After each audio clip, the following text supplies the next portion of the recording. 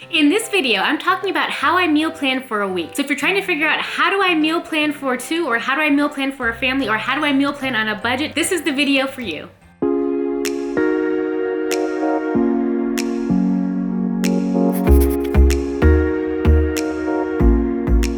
Hi everyone, I'm Antoinette and welcome back to my channel. At Frolic and Courage, I like to make videos on travel, food, and lifestyle, and today we're talking about how I create a meal plan for a week. So give this video a thumbs up if you're interested, click subscribe, and let's get into it. I like to ask myself 5 simple questions when I'm creating my meal plan for a week. Question number 1 is, what do I like to eat? In other words, what are my favorite meals? We are all creatures of habit. We kind of like to do the same things over and over again. So when trying to meal plan, ask yourself, what do I actually like to eat? Think about all the things you like to eat for breakfast or those midday snacks, everything you like for dinners, for lunches, for desserts. If you're not living alone, think about, what do the other people in my household like to eat? Ask them and get them involved in the process too.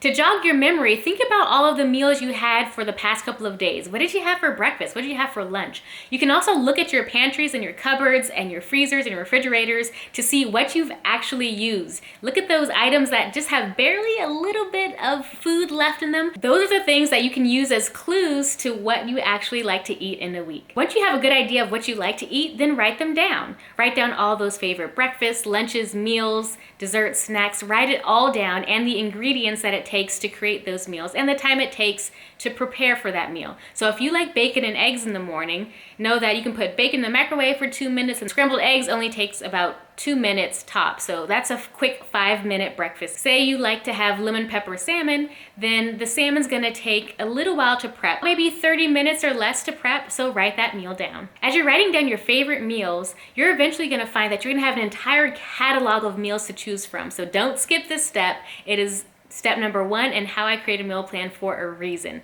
Write down your favorite meals, and that way you'll have a catalog to choose from when we hit up step number 2. How I create a meal plan for a week, step number 2, is I ask myself, what am I doing this week? Your schedule dictates your time, and it takes time to plan out your meals. So what are you doing this week? Get out your calendar and check your schedule. Check for any significant work events that might take up a lot of time. Any personal obligations. Are there any events, birthdays? If you have kids, what do the kids' schedules look like? If you have a significant other, what do their schedules look like? Do you have to be somewhere at a certain time or not? So your physical location, where you're physically spending your time, matters when it comes to meal planning for a week. And as you're looking at your schedule and kind of thinking of some ideas for meals, get really real and ask yourself, do I really have time for this meal on a particular day? If my schedule is really busy, am I honestly gonna spend time cooking this gourmet dinner that I would like to have?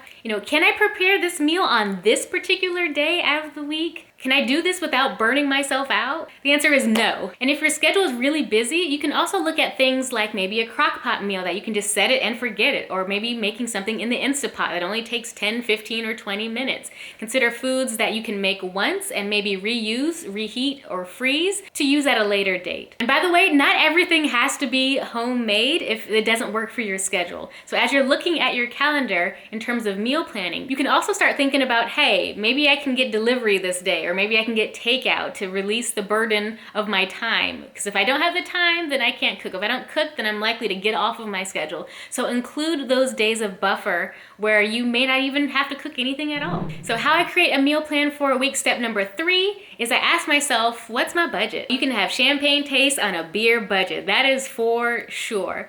So your budget drives what you can afford and what you can't. So if your meals include a lot of gourmet items, know that that's gonna take gourmet types of money. If you have it, great, add it to your list. But if you don't, you may wanna take a look at your budget and also take a look at what you currently have in your refrigerator, your freezer, your pantry, all of your cabinets. See what meals you can create by just using what you have. This will save you time and this will save you money when you go grocery shopping as well.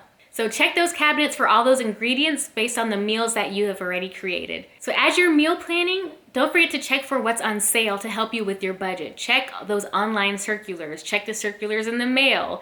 If your friends go grocery shopping, maybe they've got some great tips in you. Maybe they've seen something out while they're grocery shopping. Definitely share the information with your friends and your family and see if you can get a better deal, which will make your dollar stretch and make your meal planning that much easier and that much more on target with your budget. So how I create a meal plan for a week, step number 4, is I ask myself, where can I keep a calendar of all of my beautiful meals? So now that you have a list of your favorite meals and you know your schedule and you know your budget, it's time to start writing those meals down on a calendar. I'm a millennial, so I love digital things. So I create my meal prep calendar on my Excel spreadsheet. I have a whole tab set for the meals and the ingredients that I can search by. I can search by the time it cooks, and I have another tab for an actual calendar that I can customize every single month. So I can plan for a week, I can plan for a month, you can plan for as long as I really need to. Since we're talking about how to create a meal plan for a week, then I would just take a week's worth of that calendar and start to insert my favorite meals. So if I go to my tab on meals and I like that meal and I look at my schedule and I say, I have time for this,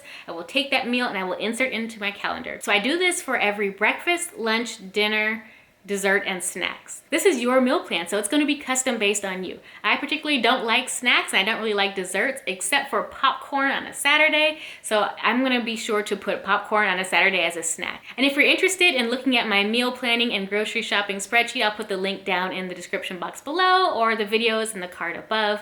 But it doesn't have to be in Excel. As long as you get a piece of paper, a sticky note, a calendar, a paper calendar, it doesn't matter. As long as your calendar is visible to you and you can see it and also be able to reference it whenever you need to, that's really what matters here. And as you're picking your meals and adding them to your calendar, have fun with it. Include a date where you try something new, try a new recipe or an old family tradition or something completely out the water. See if you can incorporate a new recipe to spice things up and keep your meal planning calendar fresh. You can create fun shapes with your food, you can add really bright and healthy colors, have fun with your meal plan, and if you're living with other people, invite them in the process too, so that you can all have fun planning out your meals and anticipate eating what's on your plan. How I meal plan for a week, step number 5 is I ask myself, are my meals in alignment? So what does that even mean, alignment? Once I take my meals from my catalog of meals, add them to my calendar, then I go back and review the entire calendar for the week. I ask myself questions like, does this meal on this particular day realistically fit my schedule? Do I actually have the time and the effort to create this one meal on this particular day? If not, then I modify it. I'll sort my list by the time it takes to prep and find something else, and I'll substitute it. When meal planning, this is the time to see, do these meals align with any of my health goals? Do you have any dietary restrictions or medical conditions that don't necessarily align with the meals that you've planned out for a week? If so, just adjust them. And also consider, does this particular meal plan for this specific week align with my fitness goals? If I want to have a 6-pack of abs and I look at my calendar and I see fried food, fried food, fried food, fried food, I'm not gonna reach my goal of having a 6-pack abs. So maybe I need to go in there and substitute maybe one of the fried food days for maybe some healthy alternatives to fried foods. So does this align with any of the goals you've stated? Does it align with your budgetary goals? If you want to have all of these fancy gourmet meals, but you only have about $100 to grocery shop, then you may have to make some adjustments with some of your ingredients or some of your meals. That's okay. And that's why we check to see if our meal planning calendar is in alignment with any of our stated goals. So how I meal plan for a week is I ask myself those 5 simple questions. Number 1, what do I like to eat? 2, what am I doing this week? 3, what's my budget? 4, where can I keep my meal planning calendar? And 5, are my meals in alignment with my stated goals? After I ask myself and answer those 5 questions, I move on to the next steps, which are, first and foremost, to go grocery shopping. Once I have all of my meals and my ingredients in my calendar, I go grocery shopping. And I've done a number of videos on grocery shopping on a budget or grocery shopping when you're starting from scratch, and most recently, how I use my grocery shopping Excel spreadsheet and meal planner to go grocery shopping. So check those videos out. But I go grocery shopping, I look for sales, and then when I come back with all my groceries, I take that time to do any prep that I need for the week. When I come back home and I look at my calendar and see that 3 out of the 5 meals that I have planned require chopped garlic, then I'm gonna take out the garlic and start chopping the garlic. That way, when it's time to prepare the meals that I've planned, I can just take that ingredient out of the refrigerator and then plunk it right in. Think about those items in your meal planning calendar that you need to chop, shred, marinate, freeze, and otherwise prepare in order to eat that particular day. This will save you time and money. We make a lot of decisions on a daily basis, and it starts from when you wake up,